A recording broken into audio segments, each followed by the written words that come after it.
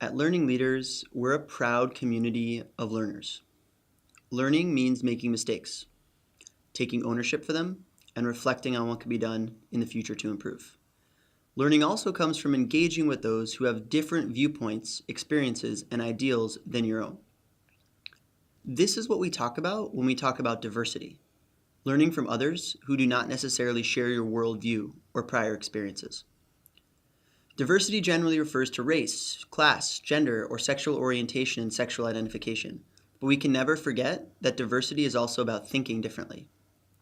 Diversity of mindsets allows us to solve complex problems in the world because as groups and teams, we're able to incorporate different mental models, paradigms, ideals, and value systems into our decision making.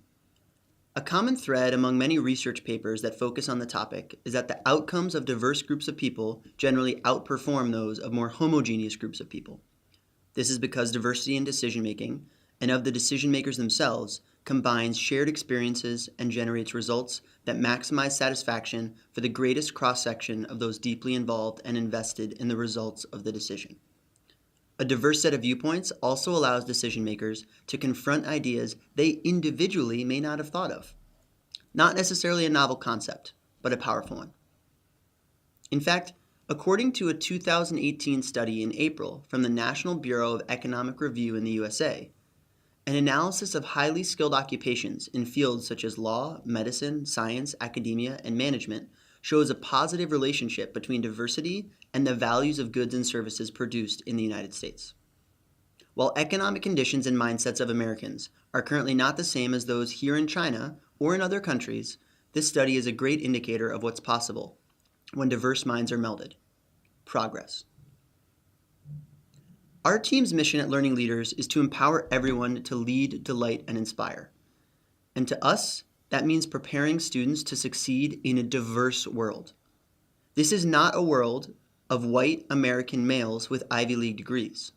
While the hope of many parents or students may be even to participate in communities that are comparatively homogeneous, be they white American males with degrees from Yale or Chinese Beida and Tsinghua graduates working in Zhongguancun, we believe that all of us can do better than to prepare ourselves to interact with a fraction of the world.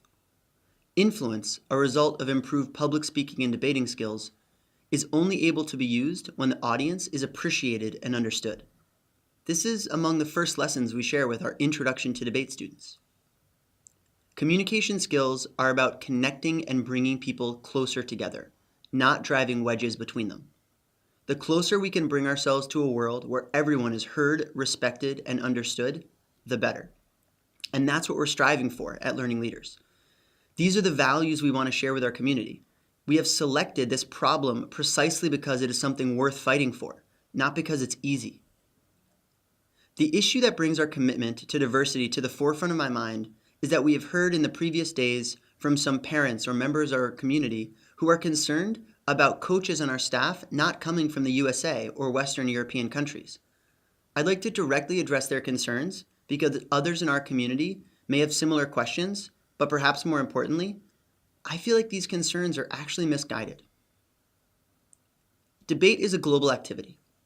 Thus, it only makes sense to us that we have a global coaching team. Our team, which represents 5 continents and 13 countries, is an immensely gifted, immaculately trained, and delightfully committed group of individuals. They've been asked to join our partnership from among a wide pool of applicants. Over the last year, our ratio of applicants to full-time hires is approximately 20-1. Statistically, it's as likely to be asked to join the Learning Leaders team as applying for admissions and receiving an acceptance letter to Stanford. Please let that sink in. At Learning Leaders, we don't take the learning experiences of our community lightly. We have a recruitment process for our coaching team that involves 4 or more rounds of interviews, one of which is a full-day face-to-face interview here in Shanghai. If the applicant is not from Shanghai, we will pay to fly them here to meet our entire team face-to-face. Every potential coach will have also completed a cultural fit questionnaire, submit demo lesson materials, and then complete a coaching workshop in front of our coaching team so that we are most able to accurately assess the ability of the coach to not only delight and inspire students, but also to do so in a way that aligns with our core values. Finally, Each coach will undergo 6 to 9 reference check calls, depending on the seniority of the coaching position. Of course, there's also a background check for safety during this entire process. So by the time we've extended a full-time offer to a coach, our team has spent a collective total of over 30 hours getting to know the candidate at a minimum. We then hold a partnership meeting to discuss the candidate's application so that any red flags or potential issues that might arise are able to be surfaced openly and honestly. Please note that at no time during this process do we discuss the color of the applicant's skin or the country of their origin. To us, they bear zero correlation to the cognitive and leadership abilities of individuals. I do understand that the rest of our community may not go through such a thorough recruitment and evaluation process when they offer positions to coaches and teachers. Frankly, no one ever knows exactly how the fit will work out. All organizations make great decisions and some poor decisions. However, we believe that it is our duty to be stewards of a delightful and inspiring learning experience. So we are willing to take the time and effort and cost to ensure that we only provide our students with the world's best coaches and mentors. Let's imagine a world where educators are comparatively homogeneous. Most coaches are white American males who aren't necessarily the best fit for the role, but who fit the look of a teacher that some have come to expect in China. In this world, parents may feel more immediately comfortable with these educators because they are a known quantity. They're more familiar and thus more predictable.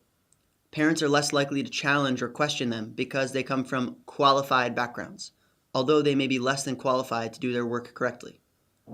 Students feel at first that they are learning new ideas, but the pace of learning is likely to slow. Each year, a student remains with the learning program. The student encounters coaches with similar backgrounds, belief systems, and ideologies. The questions and challenges are too similar, and the feedback they receive is rooted in the same value systems. In the future, these students may not be prepared effectively for university education, where the heterogeneity of their learning environment will increase dramatically, and the profiles of their professors will be far more diverse. Even less will they be prepared for the future of work, whether that be in the private or public sector. Cross-cultural collaboration is an imperative, and these students only have had a limited access to brilliant minds from quote-unquote non-traditional educational backgrounds. This is a world of short-term compromise and long-term consequence. It is my firm belief that what feels easy to present students with white faces from familiar places and claim that they are automatically the best at what they do because of these features is wrong. If those white faces from familiar places also happen to be the best educators and the best people for those positions, then I have no objection hiring them or having them coach or mentor children. But never should a gender, a certain skin pigmentation, or a country of origin be among the deciding factors in either the quality of an educator or the quality of an applicant for a position at an institution of learning. Please note that these market realities are just a construct created by the opinions of those in this community. And so to other organizations who claim our hands are tied by what the community wants, then I suggest that you find a new community to support, or you stop pretending that you care about the diversity of thought in your learning programs or in hiring processes.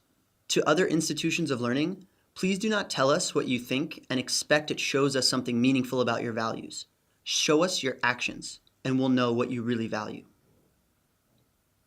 At Learning Leaders, we believe that a world we are seeing taking shape now is a world that values the diversity of learning methods, resources, and viewpoints. This world is one in which educators and coaches, just like students, are respected for not being identical, but for being individual. In a community of diverse mentors, there are more viewpoints to consider and wrestle with, and there is additionally more potential for role model matching. A student who is exposed to multiple viewpoints from a young age is far more likely to treat everyone they encounter with respect. Students benefit from observing and learning from adults with both similar racial, ethnic, gender backgrounds from themselves in positions of authority, as well as those from racial, ethnic, gender backgrounds that do not match ones they have seen before. This is vital in today's connected age. Appreciating the strengths and unique characteristics of everyone is a critical skill for any team building or leadership role. Before the age of adulthood, students should have opportunities to meet others from non-G7 countries, minority racial backgrounds, and non-cisgender sexual orientations. Students may find their preconceived notions of people who have had experiences far different from their own are not valid. Just the same, students may find that they are valid. Whatever the outcome, it is now a moment that students themselves have experienced. They are now able to make a more informed decision than in the past. They can make the decision for themselves, rather than relying on generalizations they have heard from others. This is a world of education that we want, a world where everyone is heard, respected, and understood. We strongly reject the myopic view that educators and mentors need to fit a certain mold. It is not only wrong, but it's counterproductive to the learning journeys of young adults. There may be some in our community who feel confidently the opposite. I respect your right to an opinion, though I personally may not agree with it. I'm confident that although what we believe is not popular with everyone, we'll be on the right side of history. Thank you.